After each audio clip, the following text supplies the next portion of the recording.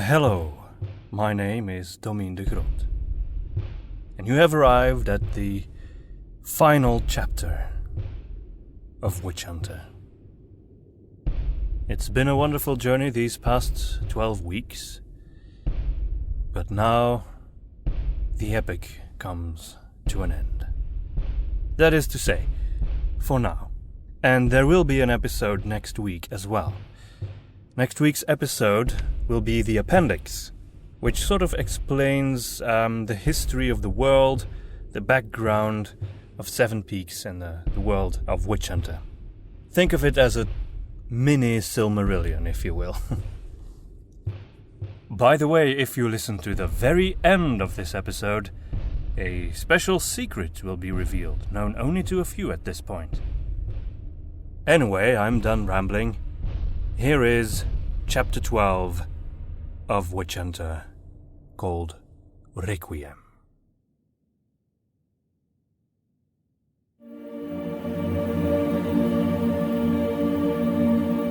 Requiem.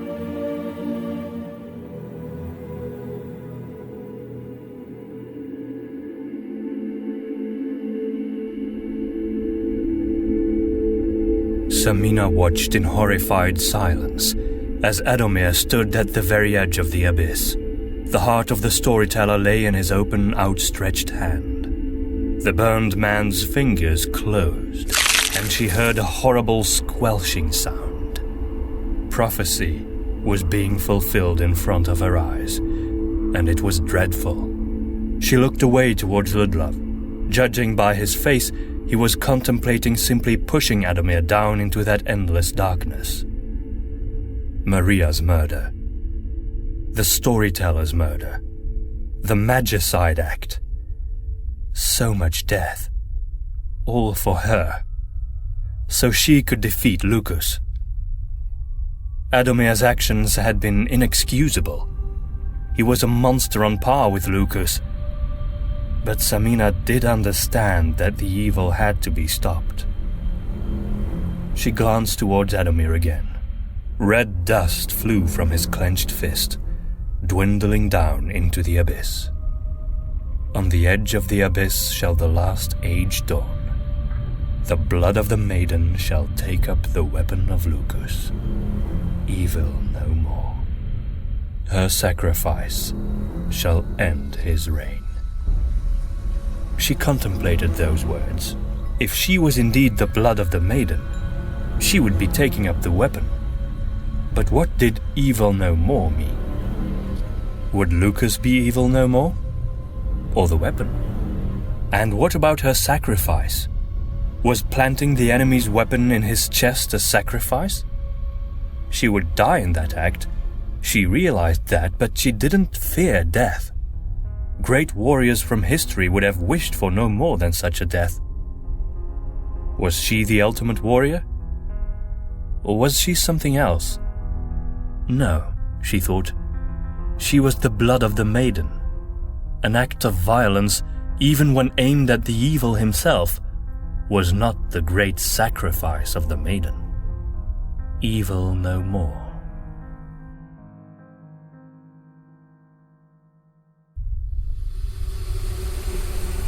A piercing stench of burning flesh and hair emanated from the chasm. Adomir turned from the edge and walked back. He eyed Sigurd, who gave a curt nod in reply, and handed his master the black sickle. Standing there, with the evil blade readied in his hand, Adomir truly emanated all the menace of Lucas himself. How could this once have been the man Ludlov had loved and admired? Sigurd remained stalwartly by his master's side like a loyal dog. All around, the hundreds of sad white eyes of the lost souls looked down on them from their balconies. They seemed to be waiting. Ludlov couldn't shake the feeling that they were anticipating something, or hoping for something. He wondered whether they might have salvation somehow, or whether they would have to keep on serving their poorly chosen master, free or in chains, for all eternity. It wasn't fair. Samina's face was racked by doubt. Was she still considering the idea of wielding the black sickle? And what of Sigurd? If through her blood Samina was the maiden herself, then he was the maiden's own brother.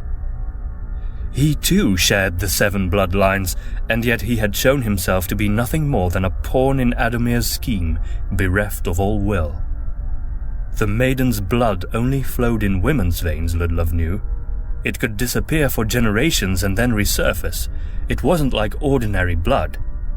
But still, he couldn't understand how Sigurd could so pervert his celestial heritage that he was now participating in the summoning of Lucas himself. Looking in the fiery eyes behind the raven mask, he saw only urgency and determination, but no will, no passion of his own. It was quiet, save for the perpetual rumbling sound from beneath their feet that was slowly rising. The 4 stood, watching each other, waiting. There was nothing left to say. Was there anything left to do? Ludlov couldn't kill Adomir, and assaulting Sigurd was equally pointless. He would only bereave Samina of what was left of her brother. It wouldn't do anything to stop what had been irrevocably set in motion. The silence broke all of a sudden. Ludlov flinched as a sound suddenly arose from above and around him. The lost souls who had been watching the drama unfold in silence had begun to make the sound. It was a deep, sad sound. At first it seemed like they were imitating the rumblings from the abyss with their voices, but slowly their voices grew brighter and clearer, and there was even a harmonious quality to it. They sang. Their deep voices rose up, filling the cavern. De profundis clamamus ad te, Domina. Adomir and Sigurd exchanged nervous glances. Clearly they hadn't expected this, and they had no idea what it meant. De profundis in hora mortis. The singing turned deep and full and mellifluent. The choir was all around them, and their song came from the depths of depths. What they sang was a prayer of pleading, a call for help, not to Lucas, but to the goddess. Then the balcony began to quake. Samina stumbled, and Ludlov was only just in time able to catch her. For a moment, the whole cave was trembling. Little nuggets of rock hailed down, some simply crashing into the tiles, others rolling from the balcony into the depths. Luckily, none of them hit their heads. The entire quake lasted only a few seconds. Once it had passed, there was quiet. The song of prayer had ended. Everyone had their eye on the dark, gaping hole beyond the balcony. Ludlov noticed Samina was still shivering. He saw the fear in her eyes and wanted to comfort her, but he didn't know how. There was no doubt in Ludlov's mind. Much as he admired her in so many ways, she would never fight the devil himself and defeat him with his own weapon. He grabbed her and held her close. He would not give her up. Out of the quiet depths, smoke rose. It was a black cloud, so thick it almost looked like some solid thing, wreathing and twisting. It moved up out of the chasm, much more slowly and somehow more elegantly than ordinary smoke would. Out of the cloud, a voice suddenly came. It was soft as silk, pleasant and refined, and yet strong and masculine. Hic est hora mea. The voice spoke lingua. This is my hour.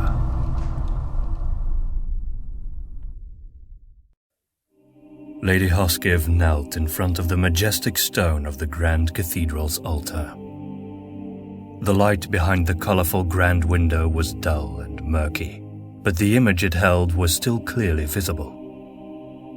The Grand General's eye was on the depiction of the maiden, floating above the earth and bleeding. 7 red drops left her broken body, raining down to the surface like meteors.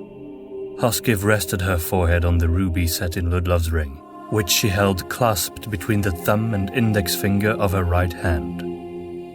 Her left hand enveloped her right in prayer. Please, I beg of you, help us. The ground shook, and everyone in the hall gasped. Gorlivosk put his hand on Hoskiv's shoulder. Grand General, the Colossi are here. They have surrounded the Grand Market. His voice broke. What must we do? She felt his grip on her shoulder grow more firm. She knew he was seeking some sort of comfort or answer, but there was nothing she could offer him. Choose. Gorlivosk hadn't heard her. He bowed down to hold his head next to hers. My lady? Choose how you want to die.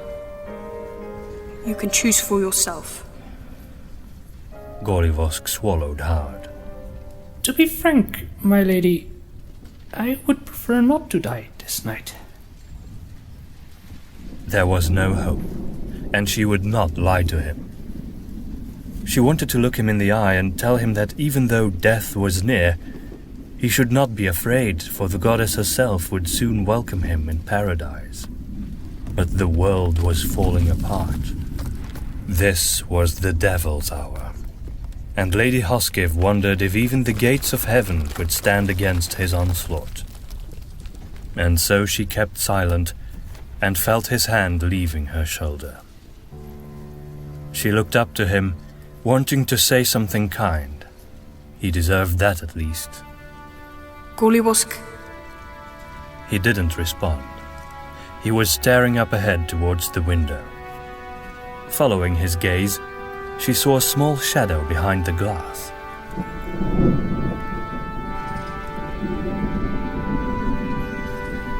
Then, it shattered right between the maiden's feet and the earth. Shards rained inside, singing brightly, followed by a majestic falcon. The bird glided down in a curve and landed on the altar right in front of the Grand General. The animal's gleaming black eyes met Hoskiv's own with confidence, even pride. More than any towering demon colossus, the look in the eye of this small creature made Lady Hoskiv, Grand General of the Witch Hunter Order, feel like she was but a tiny pawn in a massive game. A shock went through her when the falcon screeched and its fierce voice echoed through the building like a war cry. Then it took off high over the heads of the warriors, witch hunters and guardsmen who still remained in the cathedral. The bird flew high, then turned and dove elegantly towards an open door that led to a side chapel. It flew through it and disappeared. Hoskiv didn't need to think. She immediately rose, put the ring on her finger and rushed to follow the bird if she still could. Gorlivosk and a few others followed her. In the chapel, the Grand General found the falcon sitting on a candelabra. It shrieked again as she entered. It was leading her on. The bird took off and flew towards a heavy wooden door. It scratched the wood with its talons, then circled again. Hoskiv opened the door, allowing the falcon to flutter down a steeply winding staircase into the depths. Saying nothing to her followers, she rushed down. They all followed. The bird led them down to an undercroft beneath the cathedral and flew past a tomb. The tomb belonged to Cardinal Bohdanowicz. The falcon ignored the sarcophagus, flying instead to what looked like a trapdoor. It was heavily damaged, and some of the boards were loose. The falcon pushed and pulled at the boards with its beak, like it was trying to move them out of the way on its own. Gorlivosk quickly knelt down and removed the loose wood. The bird didn't wait a moment longer and flew down into a deep, dark tunnel.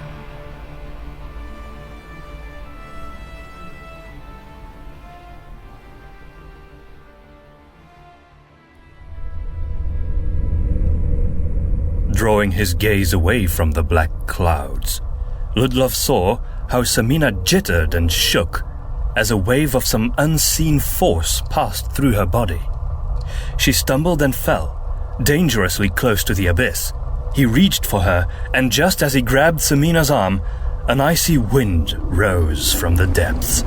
Ludlov's cloak fluttered as the wind cleaved through his very bones. The choir of lost souls began singing again, while the wind traveled in a spiral movement up out of the chasm, concentrating on the black cloud, shredding its edges and shaping it like a hedge into a form that vaguely resembled a man. Out of the midst of that inky swirl now appeared a bright light, as white and clear as a star. For a brief moment, Ludlov thought it was Samina's white light, but it couldn't be. It came out of the very center of the black cloud and flickered like a flame. Still, this light grew, dissolving the black cloud surrounding it, much like Sigurd's swarm of ravens had dissolved the fire of Ludlov and Samina's pyre. The uneven white light swam on the cavernous stone all around like sunlight, reflecting from water in a cave. Then it brightened so much that Ludlov instinctively held one arm before his eyes while holding on to Samina with his other. Slowly, the whiteness softened. It diminished, but it also gained shape. At first, it was but a cloudy smudge of brightness. But then, the denoting features of a figure became clearly visible. Wings, white and immaculate, like snow on a mountain, and hair draped like a waterfall over the shoulders of an angel in a simple but beautiful robe, all the same perfect white. Contrary to so many depictions of angels, this one carried no attribute or weapon of any kind. The face was perfectly symmetrical and androgynous, and the eyes were the cobalt blue of a cloudless summer sky, and though they looked strange and alien, they were mesmerizingly beautiful. The wind had died, and so had the song of the choir. All eyes were fixed on the celestial being that now arose out of that darkest of places. I thank you. It was the same dulcet voice Ludlov had heard from the cloud earlier. He regarded the apparition, his mind flooding with confusion. Was this Lucas? What was the meaning of this? There was no time to think about it. The angel spoke again. You have freed me. The angel's gaze went to all four of them. Adomir knelt and bowed his head, and Sigurd followed his example immediately. Ludlov and Samina remained where they were, utterly puzzled. Master! Adomir was enraptured. Master? Lucas, was this truly him? Glided out of the chasm, towering 20 feet above Ludlov's head, towards Adomir. I have made every sacrifice, Master. The angel didn't reply, but instead he plucked Adomir's witch hunter hat from his head and threw it away into the darkness. The bald, crusty pate of the former witch hunter was clearly visible. Lucas laid a gentle hand on Adomir's head. Master, heal me. Lucas smiled softly. Your sacrifice will be rewarded, Adomir the Deliverer. But first, the sickle. Adomir raised his head and both his hands, humbly offering up the weapon. What are you doing? Adomir ignored Ludlov, if he was even aware of him at all. Ludlov's heart tightened as Lucas accepted the weapon he hadn't held, since the dawn of time. The weapon that had made him into the evil. The weapon that had slain the maiden. It rested solemnly on his open palms. He didn't snatch it, he didn't raise it. He simply let it rest there. The blood of the maiden shall take up the weapon of Lucas. Evil no more, Ludlov thought. Evil no more. Could it be that Lucas was no longer the terrible demon Ludlov had expected? Lucas now turned to Sigurd. He took the raven beak of his mask, turning the young mage's face towards him. Your offer will be great. Are you prepared to make it? I am prepared, Master. Sigurd was trembling with emotion. The angel gave him a gracious smile and turned again, now grasping the handle of the sickle with both of his massive, luminous hands. He glided back to the edge of the abyss and paused, gazing into its depths. Then his head turned, and he looked at Samina. Dear maiden, I am honored to see you again at last. Samina remained as still and silent as a statue. So Lucas considered her to be the maiden herself. Could it be true?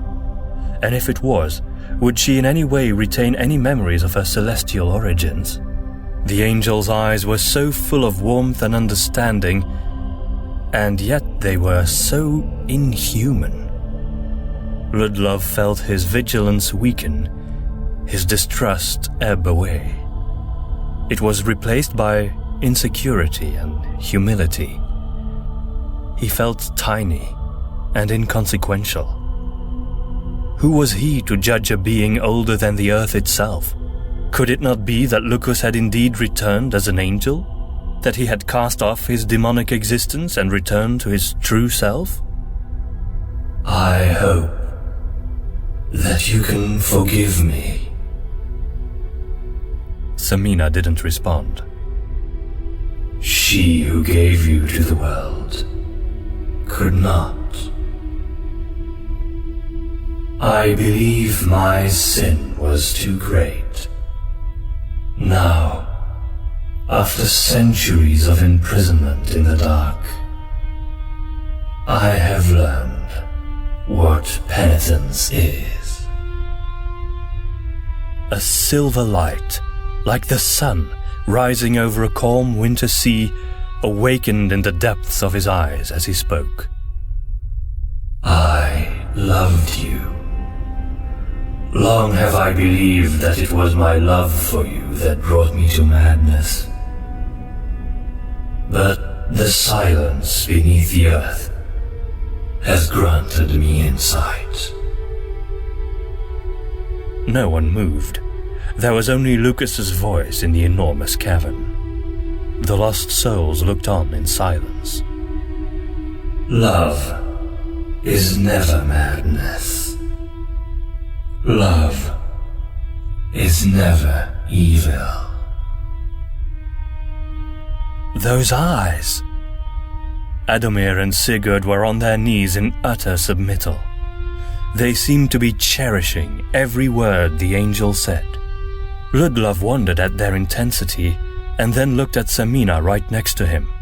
In her eyes, there was no trace of that submittal, only the same frightened uncertainty he felt himself.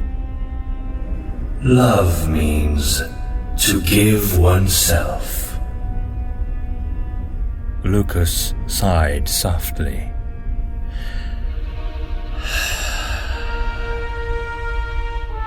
Both of his arms began moving in a very slow, soundless movement. Love means sacrifice.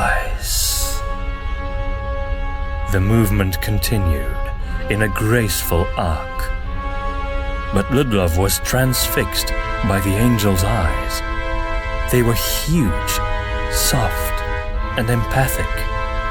They were not clearly the eyes of a man, nor of a woman, but of a being beyond the divisions of gender, towering high above everything. Towering high, like the sickle was now in Lucas's hand, high above his head.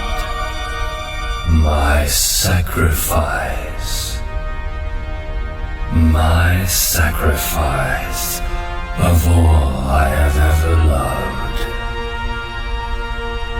loved. A shock, as hard as falling through a sheet of ice, passed through Ludlov's gut. The sickle! He had been so hypnotized by the eyes he hadn't even noticed. Farewell, beloved maiden. No! Before Ludlov even knew what he was doing, he was pushing Samina out of the way, towards Adomir and Sigurd, and threw himself in her place. He fell on his knees as the black sickle slashed down at him. The dark metal cut straight through his clothing, into his skin. It carved through his muscle and buried deep in his flesh. An explosion of searing pain traveled through his body, petrifying him in a flash of icy cold and scorching heat at once. The sickle didn't slide through his chest, but it was pulled out of it, ripped out of it, with a horrible cracking of ribs and tearing of sinew. He saw his own bright red blood streaming over his body like a waterfall and soil the perfect white of the angel's robe. Everything became unclear and unreal. The pain that had carved through his body subsided, leaving behind nothing. His entire body was numb.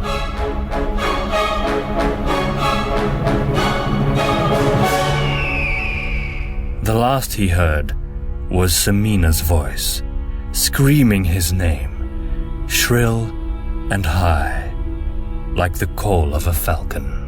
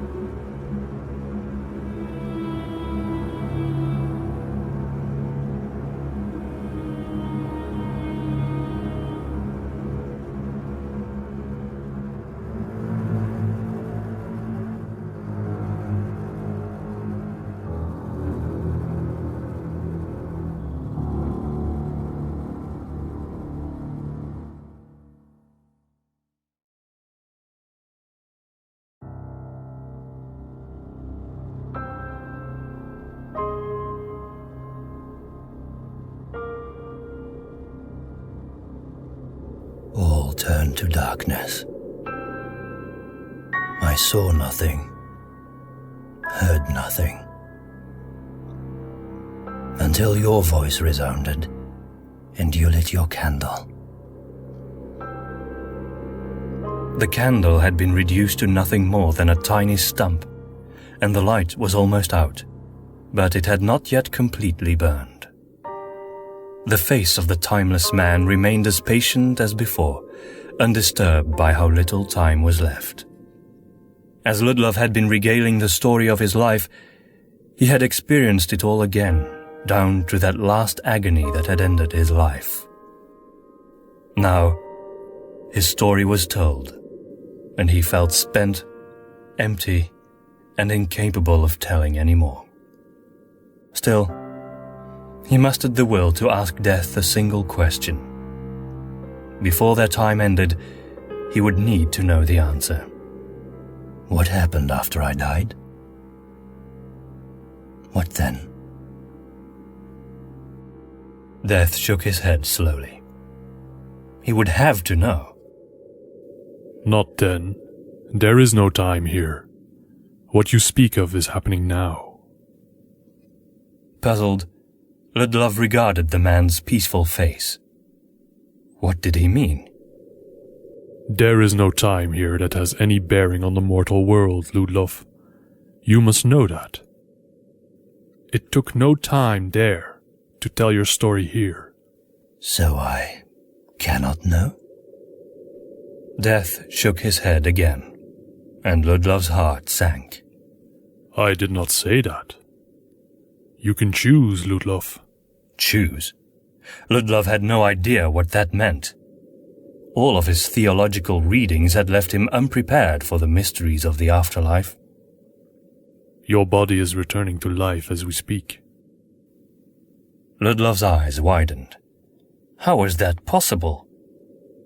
He had been pierced by the very blade of Lucas itself. Samina. The candlelight had been reduced to a mere glow in a puddle of wax. Death now looked like just a face, his robes impossible to discern in the spreading darkness.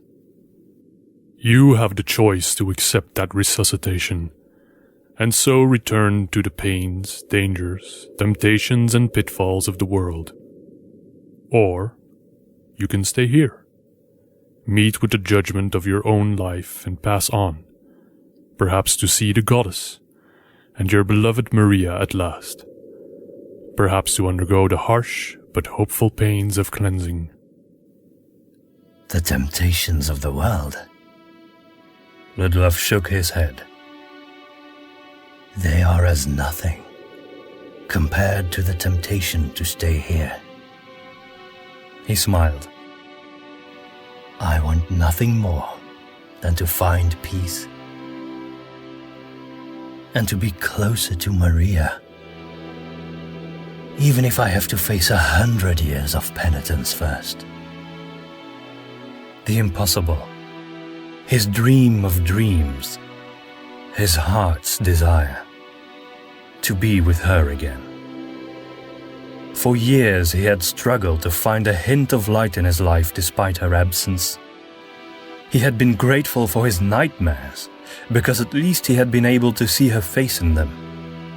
Now, the road was open to Maria's real, warm, and loving embrace. He could already picture her, waiting for him with open arms. Her skin would not be cold and white like marble, but warm and soft like he remembered. Her eyes would not be glassy orbs staring into nothingness, but Maria's eyes again, gleaming with joy. And he would hear her voice, calling out his name. That made his heart burn with yearning more than any other thought. Perhaps indeed, his battles had been fought, his part had been played, and he was ready to find peace. He bowed his head. He wasn't. I can't accept it. Once he had spoken those words, he felt the weight of a closing portcullis fall down onto his heart. If I'm given the chance to return, then I believe that means I still have work to do on Earth. He looked up to face death, but as he did so, the last remaining glow of the candle flickered and died. It was dark again. You've just saved yourself from 100 years of penitence, friend. Then Ludlov felt cold and dizzy, and he felt pain creeping into his body. He wanted to say goodbye to death, to share one more cordial exchange, but he couldn't even think about it because, at that moment, a wave of blinding pain surged through him, and the quiet darkness disappeared. Instead, there was noise, chaos, and screams all around him. Ludlov's eyes opened. He sucked in the air involuntarily and coughed. Samina was there, knelt down and cushioning his head on the palm of her hand. Every part of him hurt, except the terrible wound in his chest, where he felt a gentle warmth, like the summer's sun. Samina's other hand was resting there. She smiled at him. Confused, Ludlov looked down to his chest and saw the wound had healed. Completely healed. He had been ripped open. He had seen his own blood. Samina? He looked at her again, and though nothing about her had changed, he didn't see a barefooted gypsy girl in a stained dress. He did not even see a strong and accomplished spellcaster. What he saw, fully and irrevocably, was a truly great and powerful being, more ancient and awesome than the Grand Cathedral itself.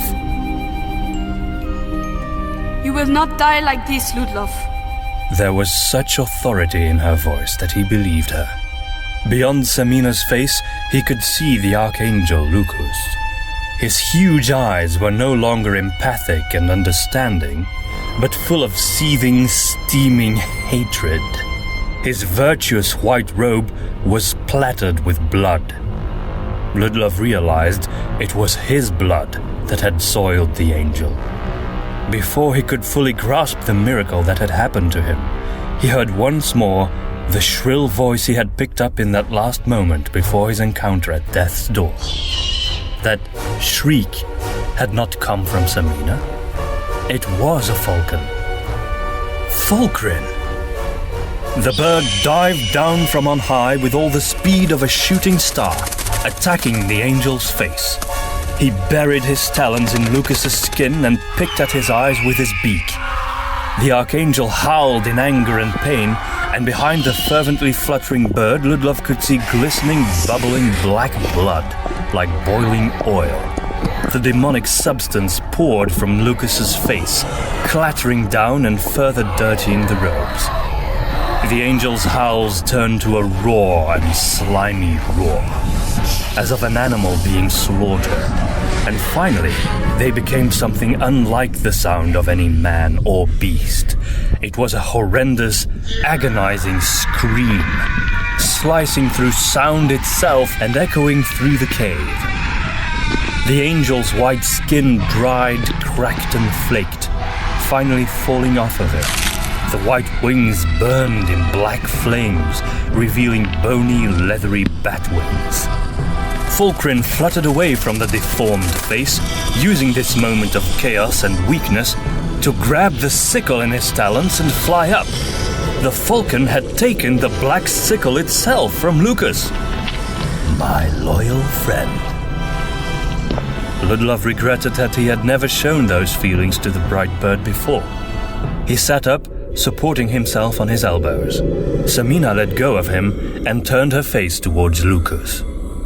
The demon's true nature had been revealed, and now he shed all pretense. He grew even more. Falkrin was little more than an insect to him now. The real Lucas, a horned demon as dark as darkness, looked down on all those gathered at the abyss, if indeed he still could. His eyes were now reduced to empty sockets from which a glowing red mist emanated.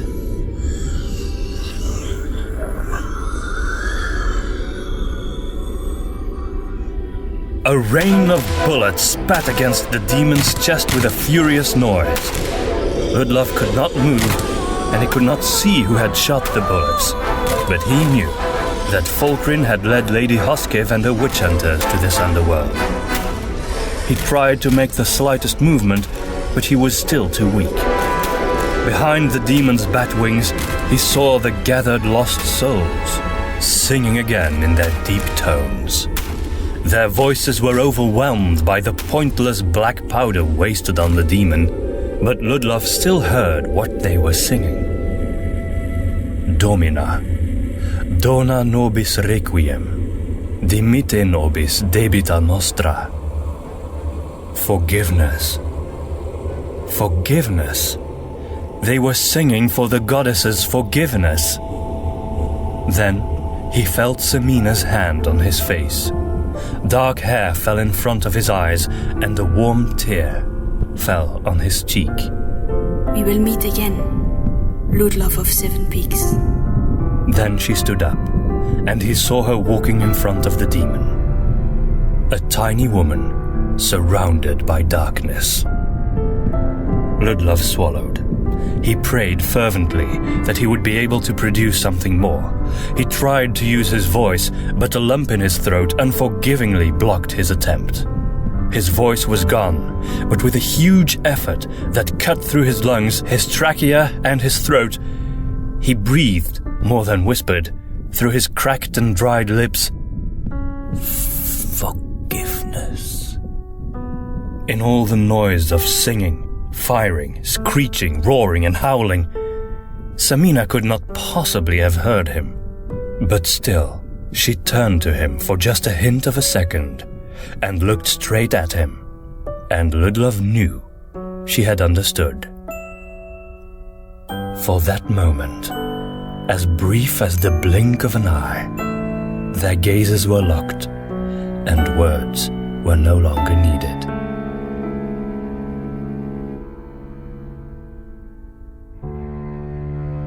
Then Samina turned to the demon, who simply ignored the bullets that had been fired at him, and stood facing her patiently. She raised her arm and opened her hand. Needing no command, Fulcrin, who had been circling to the top of the cave, dove down and let the black sickle fall from his talons into Samina's open hand. She grabbed the handle in a firm grip and called out in a voice as loud and powerful as she could muster above all the noise that surrounded her. Ninkalia! The goddess forgives you. The souls on the balconies stopped singing. Their moon eyes shut all at once. Hundreds of lights suddenly dissolving into a trailing silver mist that swirled into a vortex to one central point. The sickle in Samina's hand. There was a light so bright that for a moment everything disappeared, and there was only that pure, immaculate white. It was a light 1,000 times more powerful than what Lucas had used in his attempt to deceive them. A light that in its immeasurable strength still emitted compassion and consolation. When that moment of pure whiteness had subsided, only Samina remained, and in her hand was the black sickle, radiating a silent power that could be felt in every corner of the cavern. Mesmerized and frozen, Ludlov took in what had happened. Once forgiven, all the lost souls had been freed from Lucas's grasp, and they had now come to fuel the sickle with a new and different power. A power granted by forgiveness. Everything was still. Even Lucas had recoiled. He watched Samina from afar. She simply stood there, holding the bright relic aloft. And then she spoke with the voice of the goddess. You, who would trample upon all my children. You, who would shed all my blood. You, who are blind and deaf and would lay waste to all that you cannot see or hear. I give you your sickle. Reap what you have sown. Then she took the sickle by its blade and stretched out the handle towards her foe. Rising again, Lucas glided towards her, looked down and said in his true, monstrous voice, Will you offer me your tears then, at last? Take my tears, my blood, and my life. Every soul in the cavern watched in stunned silence as Lucas took the handle, lifted it high up, and let it slide down towards her.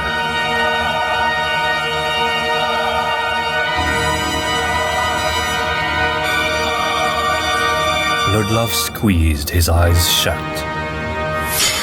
He shook as he heard how the blade found its target, with a heart-wrenching slash. He felt the pain as a writhing serpent of heat and cold burrowing through his body. He absorbed it, lived through it with full awareness, in the hope that he could carry the agony along with her to lessen her burden. He heard her cry out. The sound of her voice, ravaged and forlorn, broke his heart. He heard that cry echoing in the void, rising up to the heavens. Then it was silent. He opened his eyes again and saw that Samina was gone. There was no murdered body, no pool of blood, nothing. She had simply disappeared. For just a moment, Lucas was holding the black sickle triumphantly above his head, his jaws wide open. The only blood that Ludlov could see was there, on the blade of the sickle. There also were the twinkling lights of her tears, bright like stars. The mingled fluid of perfect blood and tears dripped from the blade into his mouth. The demon groaned in satisfaction, but his dark fist was trembling.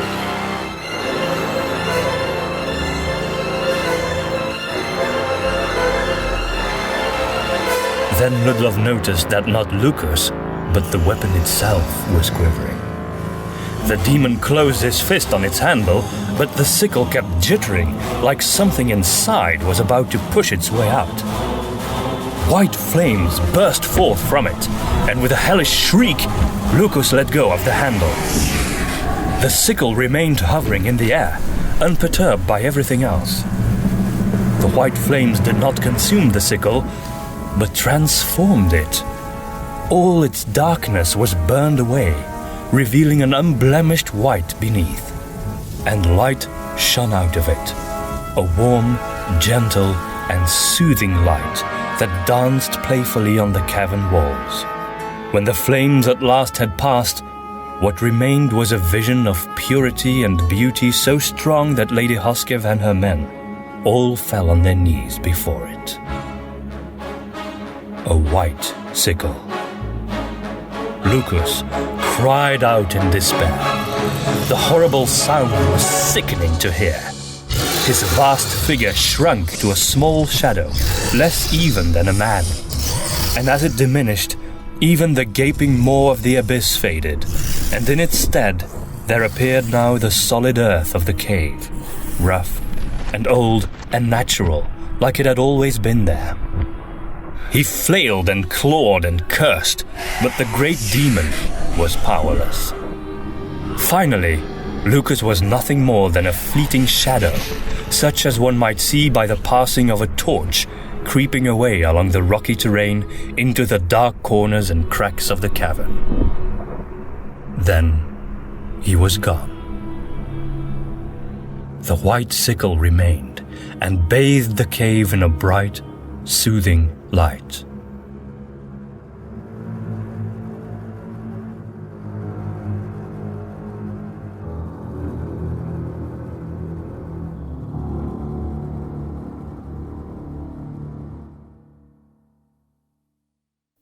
The blood of the maiden shall take up the weapon of Lucas. Evil no more. Her sacrifice shall end his reign.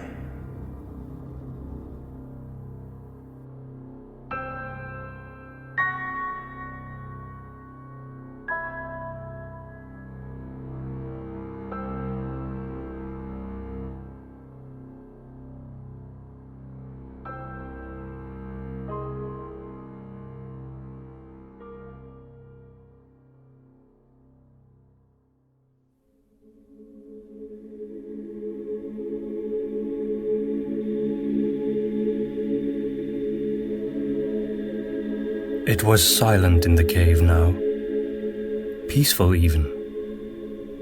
Despite all the horrors that had occurred this day, the light that emitted from the sickle lifted all sorrow from Ludlov's heart. He felt joyful, like a child waking up on the first day of summer, and yet as calm and reasoned as a wise old man. He slowly got up and looked around. On the opposite end of the cave were Lady Hoskiv, Gorlivosk, and a small band of Sevenpeaks' finest. Between them and Ludlov stood Adomir and Sigurd. Ludlov slowly paced towards his former mentor. He heard a familiar flapping of wings behind him as he did so, and Fulcrin landed on his shoulder. The witch hunter stopped in his tracks and took a moment to stroke the falcon's chest. You would make one fine witch hunter, my friend. You! How dare you call yourself a witch hunter? Lady Hoskiv was calling out from the other side of the cave. You did this! You betrayed us all! Ludlov looked at her, startled and confused. Then he saw that she was not addressing him, but Adomir. My lady, I fear you are mistaken.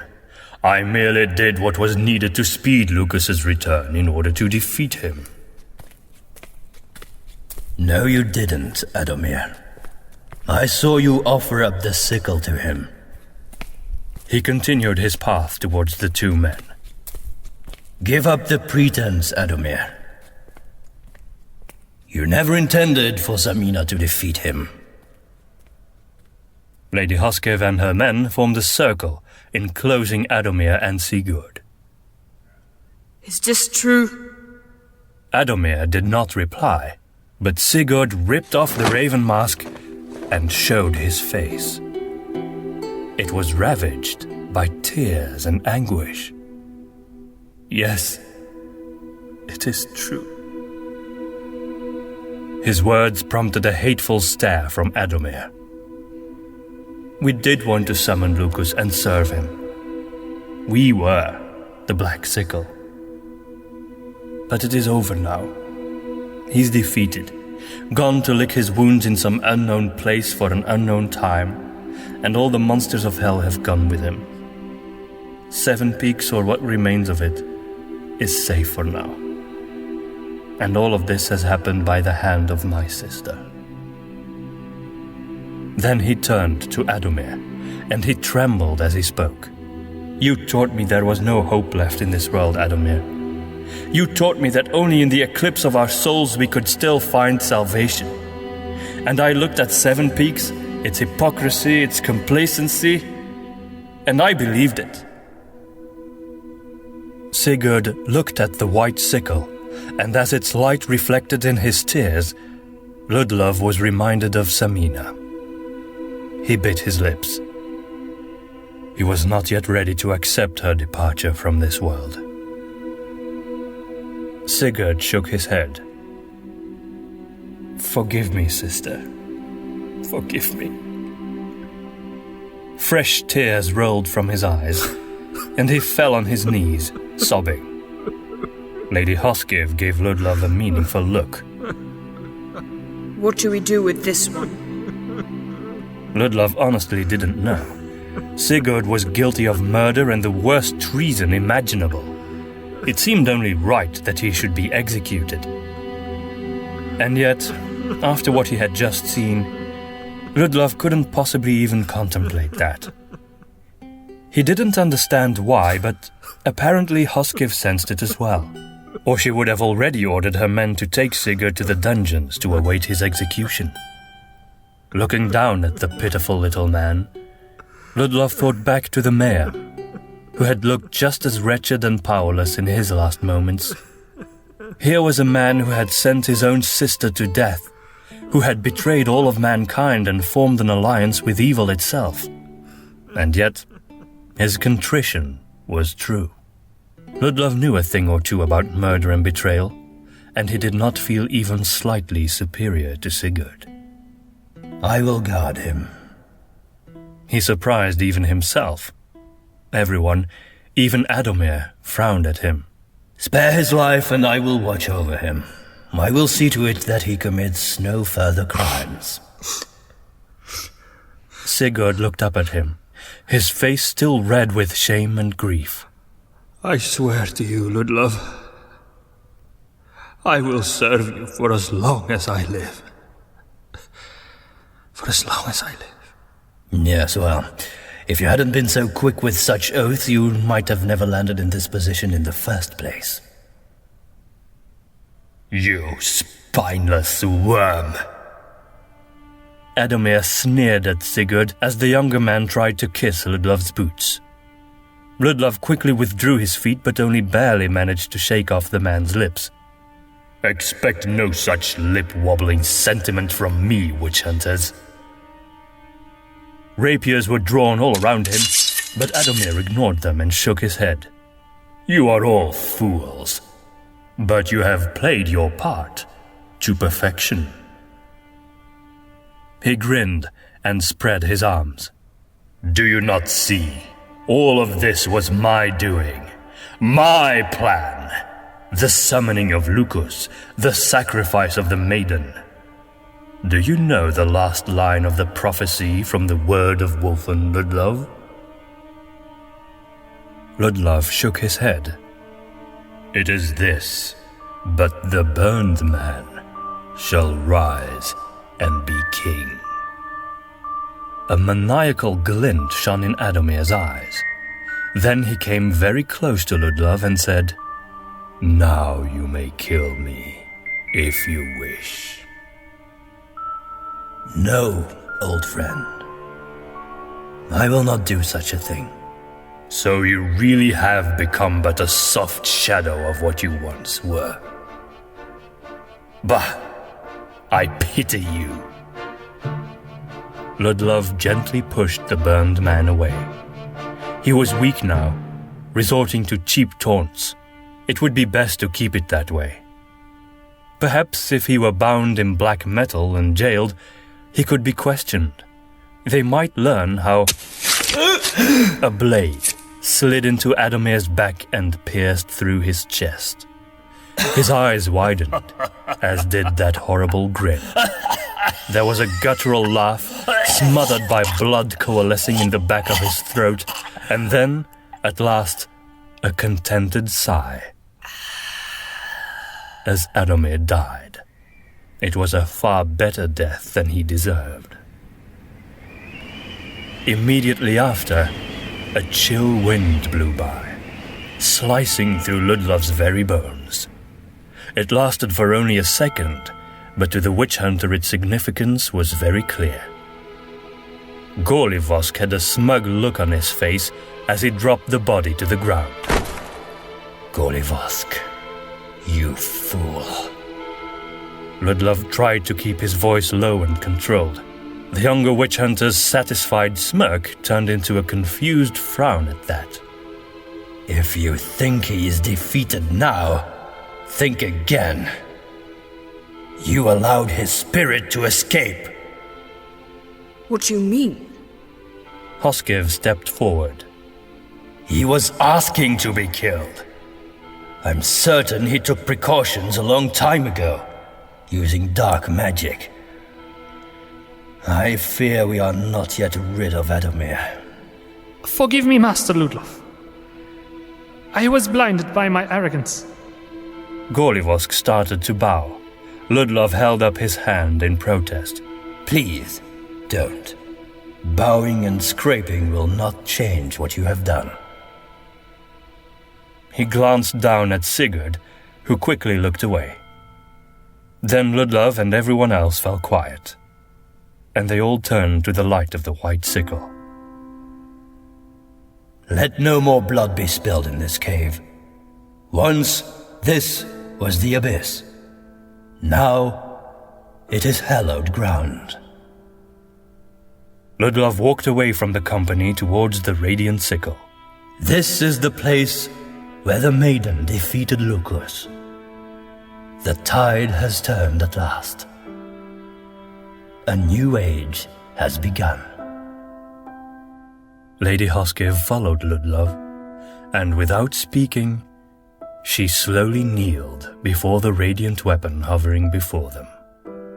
Others did the same, one by one.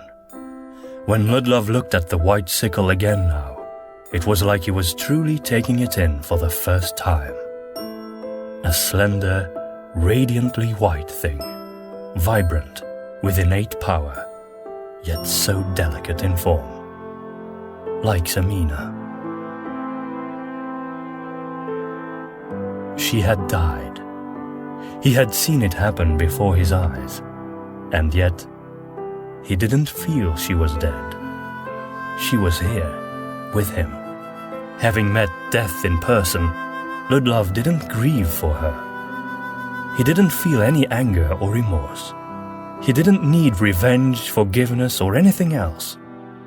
How could he? Here, in her presence. The shadow in his heart that had driven and tortured him was no more. She had wiped it all away. How he missed those eyes and that smile, though. He would miss her as he missed Maria, confident that he would see both of them again. He felt inside the breast pocket of his jerkin. The earring she had given him was still there. He clasped it and held it up. A gift from Samina. One last thing by which he could remember her. He brought it to his lips and then put it back respectfully. Then he kneeled before the sickle. For 7 years, this weapon had been the symbol of his deep, unquenchable hatred. Now, it had become the symbol of her divine sacrifice. Hope beyond hope. And from that sacrifice, something else had come. The same light that had touched his heart on his dark journey with Samina could now reach all who would come to see it. Ludlov didn't doubt that this cave would become a place of pilgrimage. Thousands would come here, and they would gaze upon the white sickle and have their hearts filled with the love of the maiden. That love now shone from the very weapon that had slain her.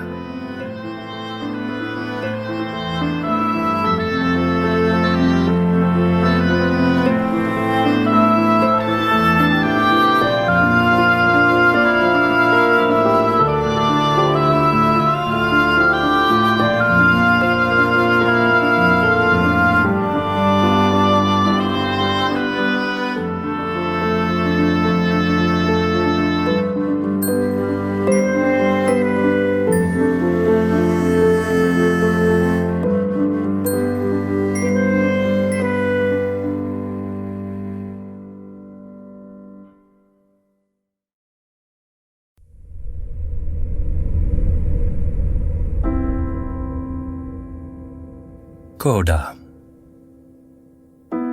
Near the end of year 1, according to the Saminan calendar.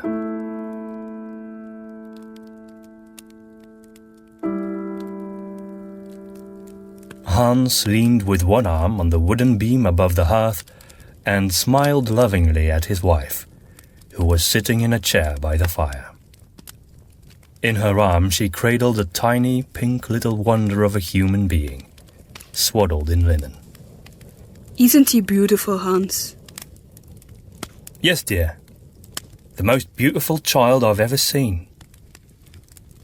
The baby woke up. Not for the first time. Little twinkles like starlight glimmered near the edges of her beautiful eyes. She still cries tears of silver. Tara gently caressed the girl's head. She recalled Samina's face and wondered what this strange connection meant. She refused to worry about it now. After the horrors she and Hans had escaped in Sevenpeaks, nothing daunted them anymore. Our darling little girl. If only she could have arrived in this world in happier times. Hans knelt down and touched the baby's perfect cheek. Then he looked up at Tara. Don't be afraid, my love. Happier times will come. Didn't your card say as much? Tara smiled. She knew Hans had never put that much stock in her predictions, even though he had witnessed her accuracy many times before. And now this beautiful girl appeared in our lives. If that is not a sign of hope, I don't know what is. New times are coming, love. Tara let her fingers slide through her husband's hair and pulled his head to her chest. She kissed his forehead and gave him a long and loving look. Exploring his face with the tips of her fingers, she repeated the core of what he had said. Hope. Hans nodded. What do you think of that name? Espera. Hope in Arcanic. It felt right. In fact, it felt so right that nothing else was thinkable. Yes, our girl will have an arcanic name. She will command the language of magic like no one before. You may be the last of all magicians, Tara. If so, then Espera will be the only one who can carry on that gift.